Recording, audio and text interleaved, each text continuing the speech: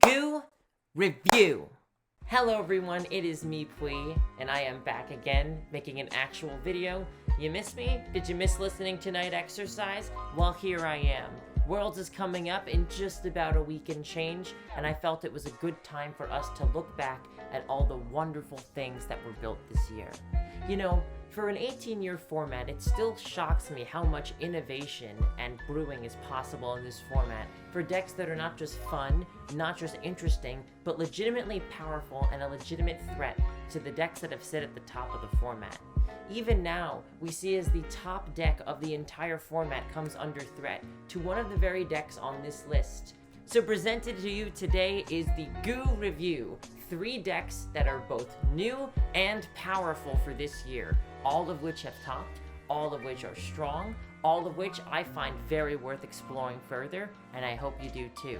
So without further ado, let's look back at the Goo.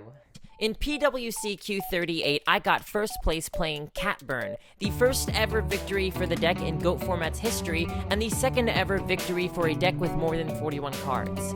I'm less concerned with my first place finish in this tournament rather than the second place finish taken by yet another cat deck. This was not a cat burn, and it certainly wasn't a pure cat OTK. This was none other by Alephia 2 playing Earth Aggro Cat. This concept was first seen by Dengue Boss in PWCQ 34, and he then got bubbled in a GCI event later in the year with a similar concept. The strategy was later heralded by Bluetooth for a 8th place finish in GGP Chicago and a 9th place finish in GGP Detroit. The deck still plays a pretty clear strategy of Cat and Will, but the key addition here is Gigantus.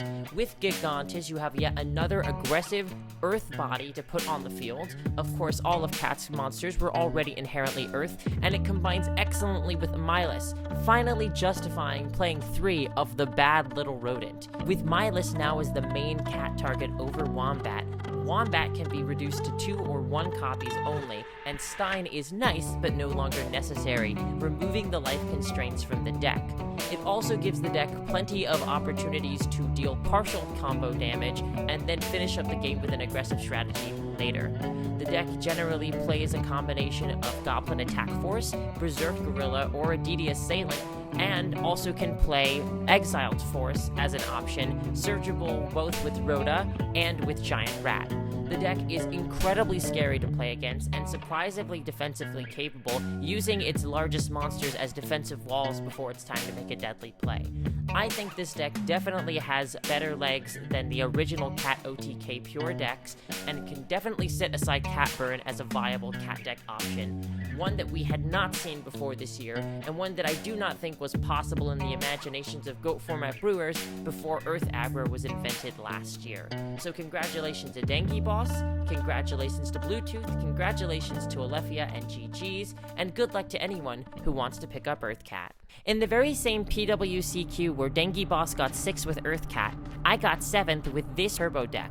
An aggressive form of Turbo that plays around Manju of the 10,000 Hands and its ability to immediately +1 on a normal summon, using the versatility coupled with Phoenix Wing Wind Blast and even back to square one to continuously quash Turbo decks and other controlling decks. However, Zork was obviously not the strongest ritual for this engine, as it has a higher opportunity cost and those goddamn 6 rolls.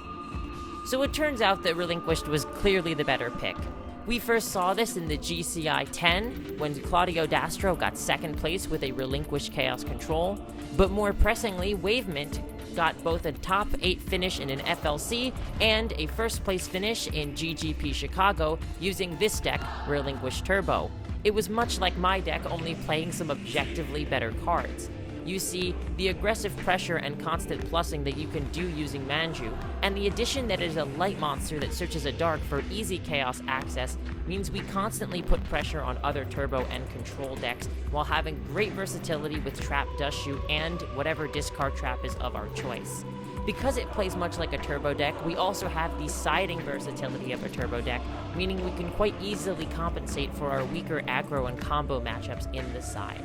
Though this deck isn't quite seeing the spotlight in the current meta, this deck was widespread used after Wavement's success, and I do suspect we'll see it again. It is a powerful, well-tuned, and optimized use for ritual monsters in GOAT format, which was really exciting to see after a whole 18 years of the format's inception. And for my last pick of the top 3 greatest innovations in the GOAT format meta for 2023, we have...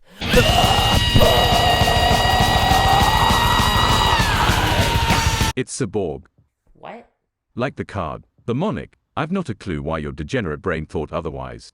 Oh, I mean, this whole time I thought the secret tech was getting white girl wasted on a gallon of vodka and Kool-Aid every single match before you start. But this makes way more sense. It's kinda hard to pinpoint exactly where the innovation of Zabor came from. The GOAT control players have been doing it for quite a while now.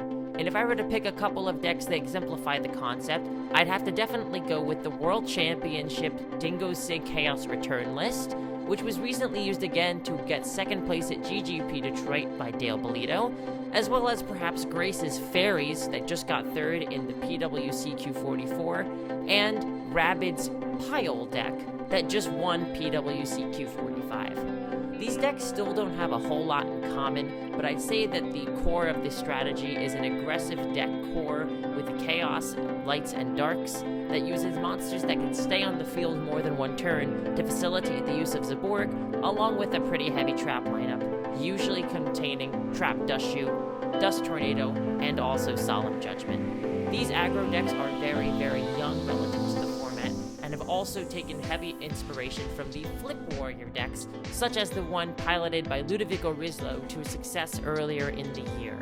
Right now, these decks seem incredibly scary, highly versatile, and difficult to deal with, and are without a doubt the top favorite for Worlds of this coming year. Personally, I'd prefer if it was just drinking enough alcohol and sugar to travel both backwards and forwards in time at once, but maybe that'll be a innovation for 2024. So folks, that's our list for today. Personally, I think it is absolutely wonderful that we got to see so many unique and powerful decks come out of this year, and I am so excited to see what comes out of Worlds in 2024 and beyond for GOAT format. But I'd like your thoughts as well. Are there any decks you think I forgot? What decks do you think still have room for improvement? Leave them down in the comments, and make sure to support the channel with a like and a subscription. It's always appreciated, and I hope you have a lovely day.